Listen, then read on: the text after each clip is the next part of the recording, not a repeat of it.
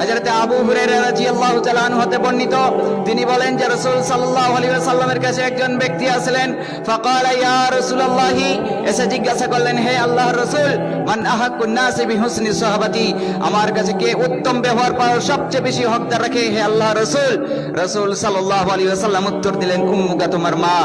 ওই ব্যক্তি আবার দ্বিতীয়বার জিজ্ঞাসা করলেন, সুম্মা মান, এরপরে কে হে আল্লাহর রাসূল? রাসূল সাল্লাল্লাহু আলাইহি ওয়াসাল্লাম উত্তর দিলেন, উম্মুকা, তোমার মা। ওই ব্যক্তি আবার তৃতীয়বার জিজ্ঞাসা করলেন, সুম্মা মান, এরপরে কে হে আল্লাহর রাসূল? রাসূল সাল্লাল্লাহু আলাইহি ওয়াসাল্লাম উত্তর দিলেন, উম্মুকা, তোমার মা। ওই ব্যক্তি আবার চতুর্থবার জিজ্ঞাসা করলেন, সুম্মা মান, এরপরে কে হে আল্লাহর রাসূল? রাসূল সাল্লাল্লাহু আলাইহি ওয়াসাল্লাম উত্তর দিলেন, আবুকা, তোমার বাপ। হাদিস সহিহ বুখারী। মায়ের খেদমতকে রাসূল সাল্লাল্লাহু আলাইহি ওয়াসাল্লাম তিনবার গুরুত্ব দিলেন, কারণ মা আমাদের জন্য সবচেয়ে বেশি ত্যাগ স্বীকার করেন।